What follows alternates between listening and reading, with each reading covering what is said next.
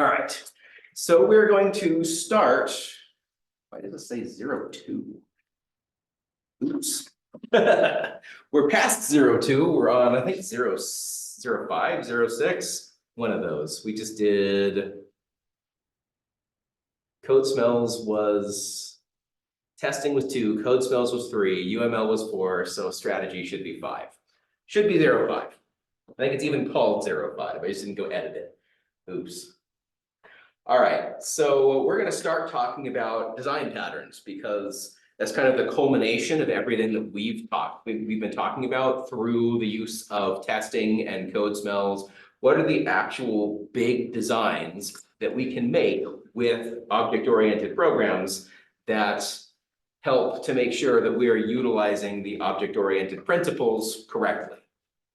So we're going to identify situations, and then we're going to talk about how can we construct solutions to these situations. We're going to analyze the pros and cons of those solutions, and then we are going to introduce more and more complex solutions that continue to handle more and more of these object-oriented principles.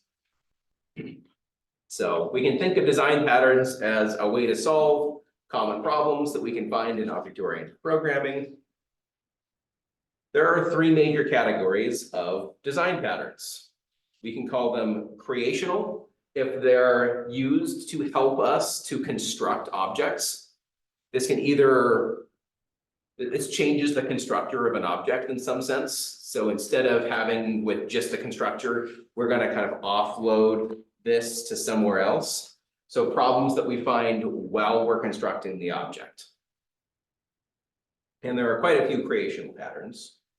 So goals of creational patterns is we want to increase the flexibility and the code reuse so that we don't have to write a bunch of different, very similar constructors across different objects, or we want to be able to extend this to later and we don't have to go back and modify our constructor at a future period of time. There are plenty of reasons. We will certainly be going over many of them.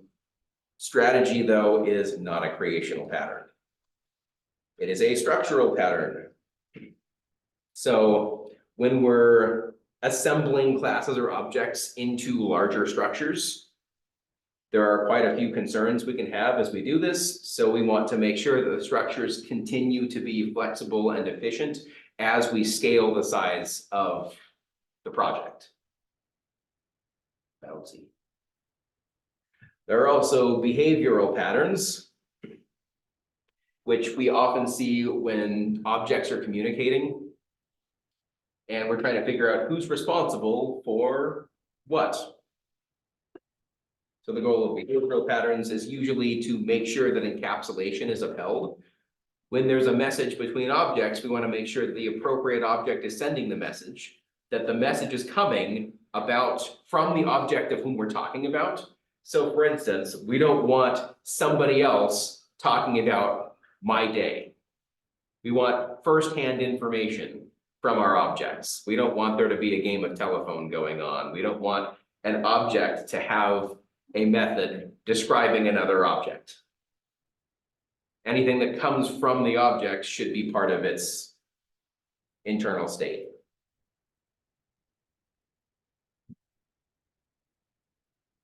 There is one massive caution, and I've hinted at this at other points in this class, but there are many things that design patterns are not. And this is why we don't introduce them in classes like 210 or 211, because they're not something like memorize it and always use it.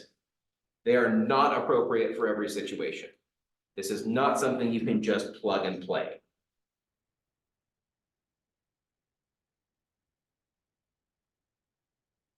We talked about FizzBuzz Enterprise Edition. I brought that up very early because it applies to this. Use critical thinking when you're about to apply one of these design patterns. Is this design pattern necessary? Do the pros of applying this outweigh the cons? Because of this, for each one of these, we're going to have a significant pros and cons section to the design pattern to try to analyze when is it not appropriate to apply this. You should be aware of that and thinking about it. Design patterns by themselves are not efficient. They're mostly to prevent scaling issues and to minimize work on the programmer as that happens. Our time is valuable.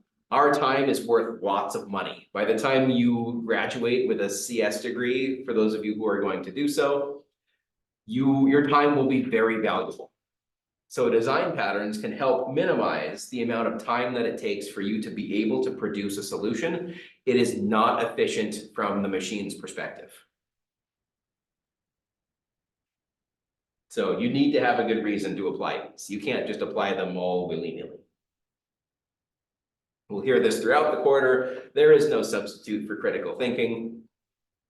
If this process were easy, we just have a computer do it for us, or there would be a library of design patterns that you could just plug and play. Import strategy. All right, done. Strategy is not that simple. We need to apply that design ourselves to our code. As you study this, continue to ask yourself why. Why are we going over this? This is not just some content that somebody told me to tell you. This is something that is going to be useful and relevant if you go into software engineering. So knowing the why behind a design pattern will help you to be able to answer questions about it on exams, to help you retain that information when you need to recall it years from now. So if there's not an intuitive understanding of something, please don't hesitate to clarify it. I do not mind going over something a second time, finding another way to explain it if the way that I am explaining it doesn't work for you. If I can't produce it off the top of my head, I will make a note and I will come back with a better explanation for you or a different explanation for you next time. Make sure you're advocating for yourself for this because this is a very important concept and very easy to misapply. So just don't, in general, learn just to be able to regurgitate it because it will be useful. And this is not an easy thing to just regurgitate. So you'll forget it right after the exam. You won't know it for a job interview. I can't tell you the number of job interviews that ask about design patterns because it's a reasonably important thing in software engineering. Learn so that you can apply it yourself. So of course, that sets you apart during the interview process. So from my perspective, I want to help you to acquire the skills that you need to acquire more skills. I want you to turn into someone who doesn't rely on the classroom to produce content, but for you to be able to go read any source out there from any other perspective and as quickly as possible, be able to understand that material. Questions about design patterns in general or the best way to absorb this material?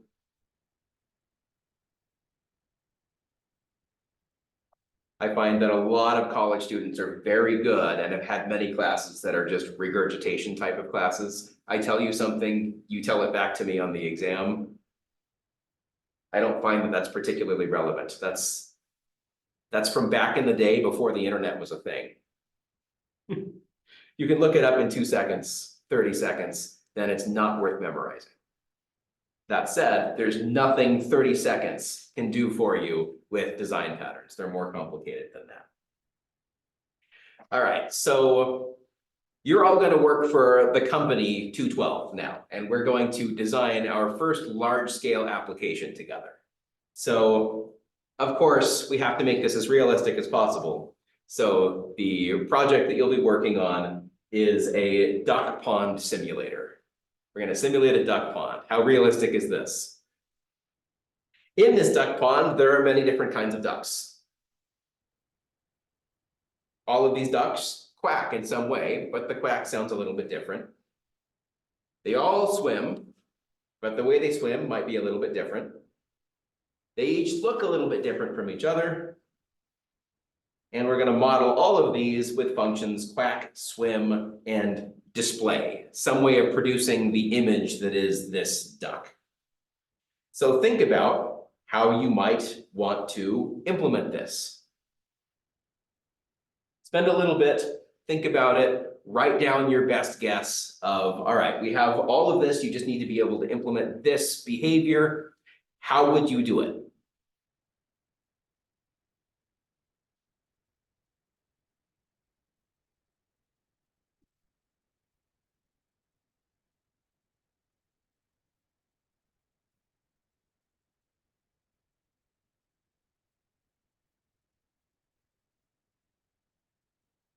What do we think? Who has ideas? Create a duck superclass. Inheritance hierarchy of some kind. We have a generic duck superclass, and then we would have some different kinds of ducks as the subclass. How would we handle the quack, swim, and display methods?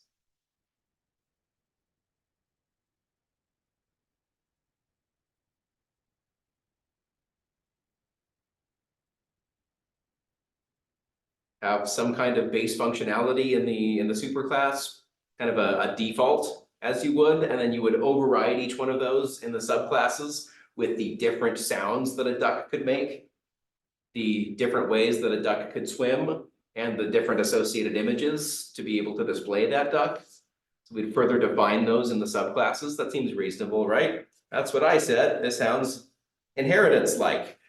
So we would have an abstract duck superclass. Why should the duck superclass be abstract? Why does that make sense? Says different ducks. Different ducks? Can we instantiate a generic duck? If I said, build me a duck, and I gave you, or draw me a duck. Could you draw something that would work for all ducks? Is there one image that would represent all ducks? No. Not really. Everyone would draw a slightly different duck. If I asked a bunch of people to do this, if you're going to use the keyword abstract, that's what that really means, is that you can't instantiate it. We don't have enough information to be able to make one of these. Now, if I asked you to draw me a mallard duck, okay, a male mallard duck, since the male mallards look a little bit more colorful, then we would get much closer to the same image. Maybe you don't all know what a male mallard duck looks like, that's fine. But the idea is you can start down a path, like you can produce an image where someone would say, yes, that is a male mallard duck. Whereas if I asked you to draw a duck, there's not enough information. So we would make some duck subclasses, some particular species of duck subclasses. Each method needs to be present in both the superclass and the subclasses. Quack and swim makes sense to go into the superclass since all ducks do them, and maybe they do them the same way, maybe they don't.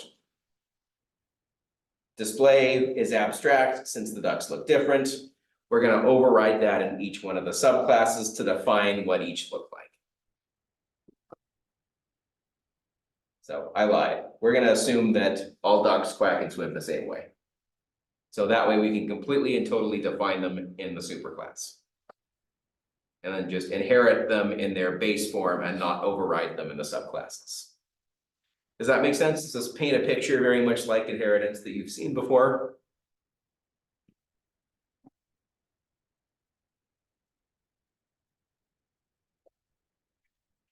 Now your supervisor comes over to you and says, all right, this is great. We have an inheritance hierarchy, but we need some functionality so that ducks can fly. Take a little bit and come up with a solution. How do you take your existing code and add the functionality for ducks to be able to fly?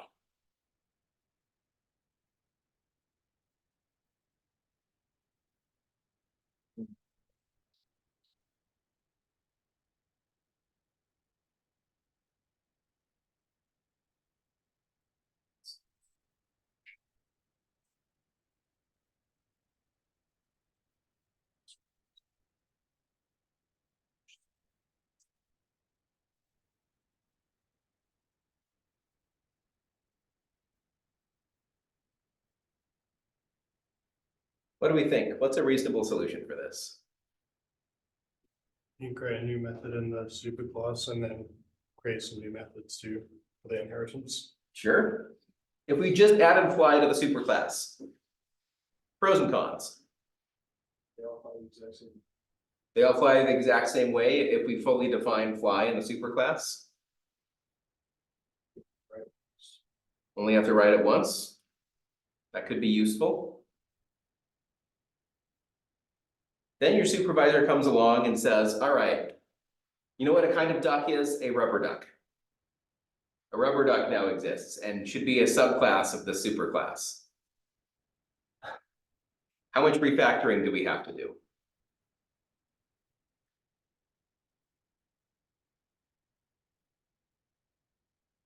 Does a rubber duck quack the same way?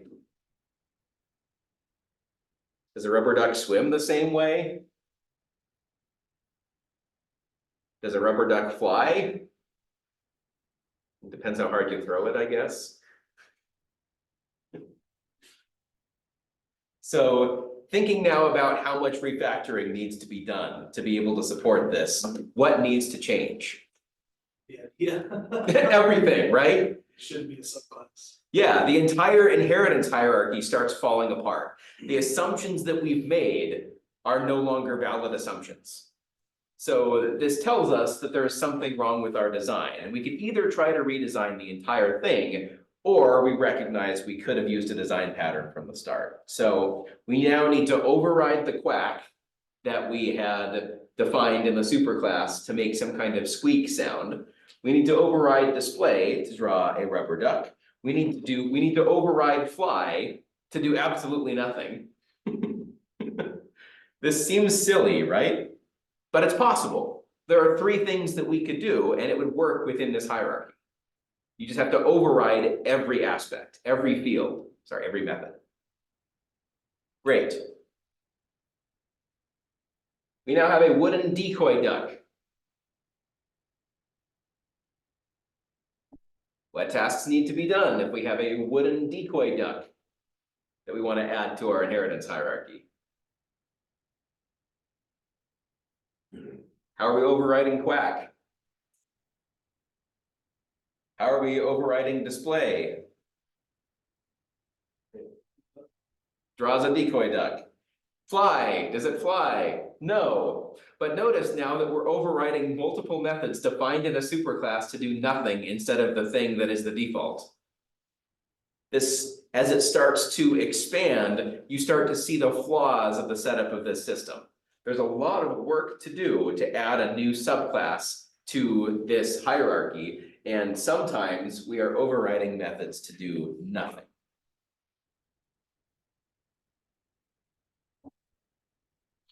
This basically becomes the issue.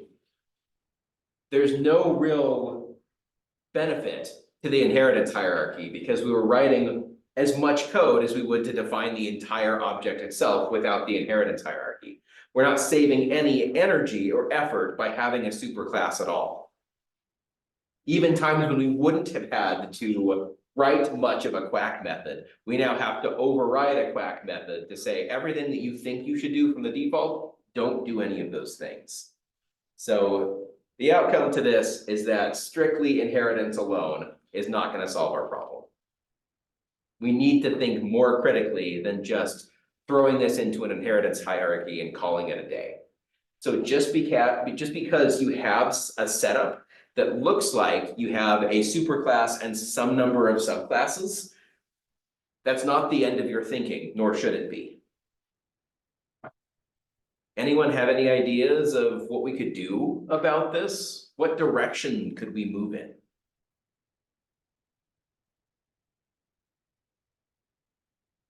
We could factor out all the non-living ducks and put it into a new abstract class. A new kind of hierarchy, kind of have different hierarchies where we have the living ducks and the non-living ducks.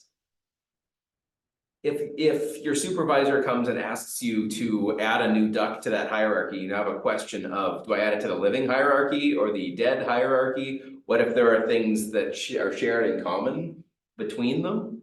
Are you talking like a duck that's already been shot or like?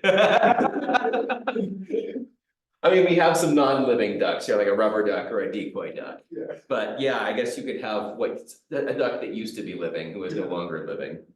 Could probably add that to the dead duck hierarchy. Vice versa, you have like a zombie duck. Does all the things of the living, but is technically part of the dead hierarchy. I like the way you think. So the way we're gonna start moving is interfaces, because interfaces can help us with this.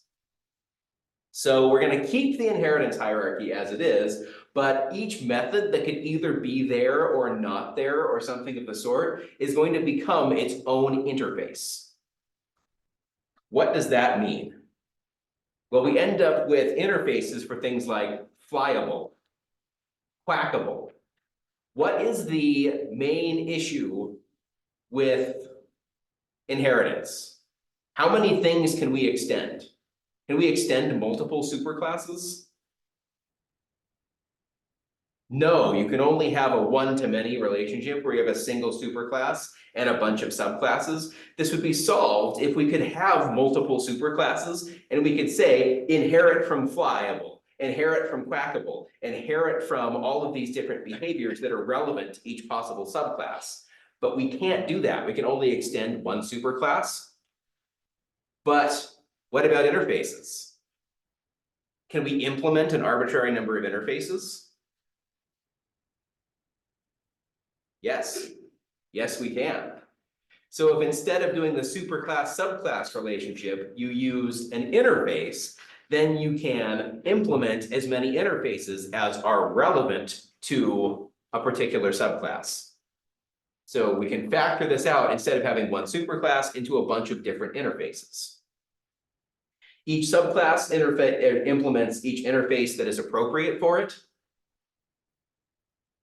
This seems like it might work.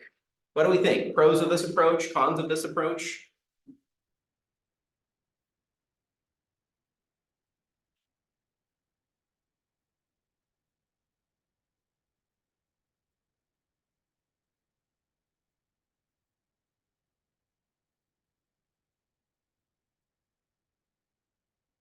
Now you're kind of getting to the point where like the classes and objects themselves. Yeah, you kind of implement all of the behavior from the interfaces, but then what defines that particular duck? I guess you have a display method still that draws that particular duck. There's still one big con. You have to write out a new interface. Yeah, if you add new behaviors, but that's kind of useful, right? You write one interface and then you can implement that interface in any duck that uses that behavior. So I think that's pretty desired. That seems like a good thing. The big main con is that you're going to find yourself duplicating code a lot. So each quackable duck probably quacks the same way. Each flyable duck probably flies the same way, but interfaces don't specify any implementation whatsoever. Right? That's a limitation of interfaces. So each duck that implements quackable is going to need to define the same quack sound. So you're going to find yourself reusing all of that code in every duck that implements quackable. So that doesn't really solve the issue of only doing this once. So I really hope you like copying and pasting code because you're going to be doing a lot of it if we design it this way. So the outcome from here is that inheritance with interfaces is not the answer. Given all of this, let's get together in groups of about 4. Think about everything you know about object-oriented design and see if you can come up with something that makes more sense. Just inheritance didn't quite work well. Inheritance with interfaces also didn't quite work so well, but maybe there's something we can do that solves the problem. So find yourself a group of 4, start to talk this out.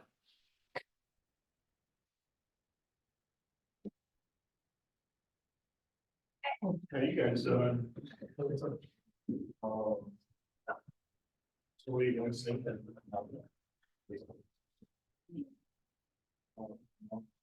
I'm not saying the same thing. Like, I don't think I'm gonna go from here. I think we're on a group consensus. Yeah.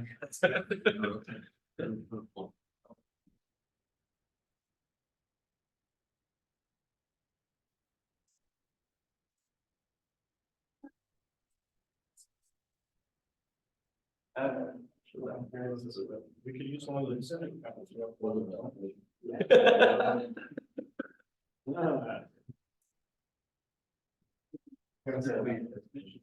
I also did. Just having the individuals are on free. And they'll do it in parents.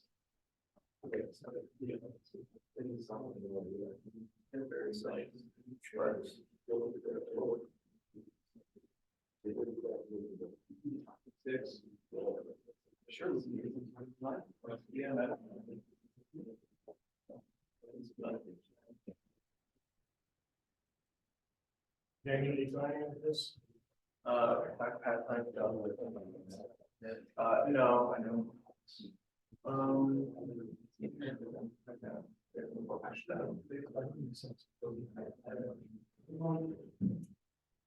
I can give people a hint. It's not some horrible thing, some crazy thing you've never seen or heard of. It uses the tools that you should all know from 210 and 211.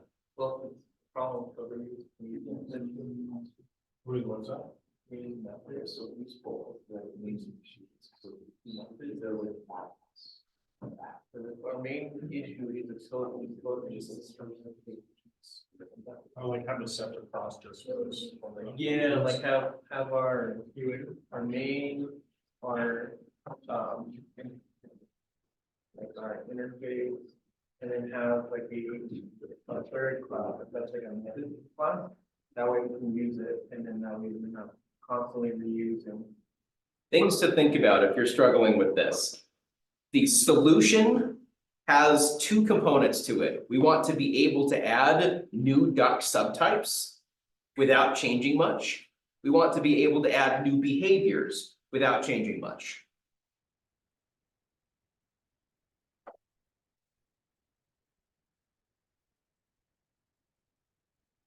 In fact, without changing anything about the current system, we should just be able to plug and play, write a class for a new duct type subtype, and it should work with the system.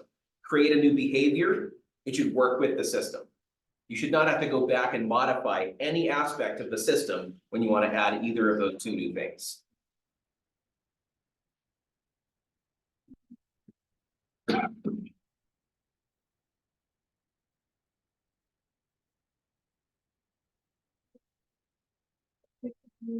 This is why we study design patterns, is it's not necessarily apparent right off just learning the tools, how you can combine those tools to produce bigger and better things. We have a couple minutes. Let's start talking about it, just a little bit.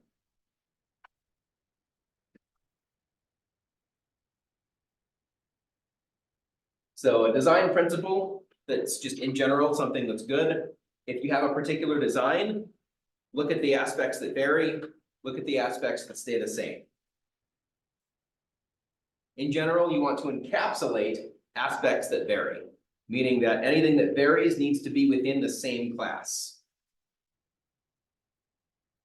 The idea behind this, you can modify that or extend it in ways that don't affect the objects without varying their behavior. What does that mean? Can someone interpret that for me?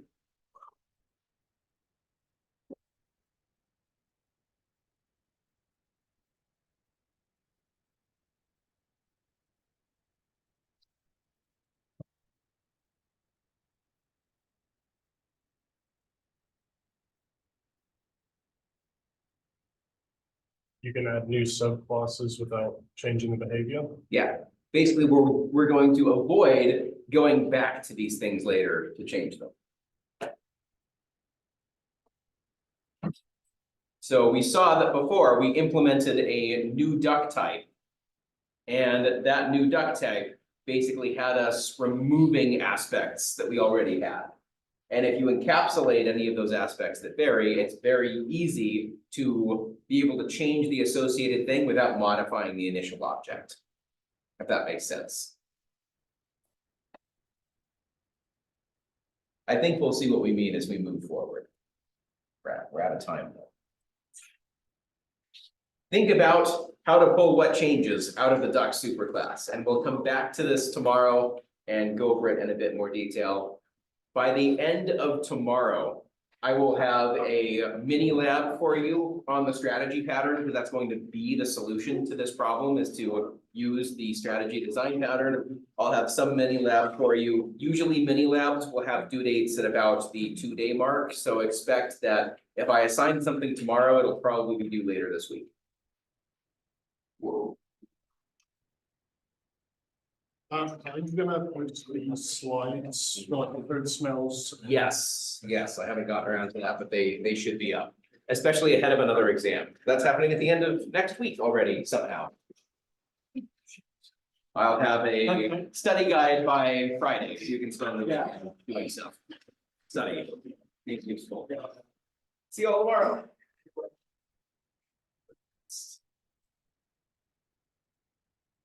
I feel like this is a good setup.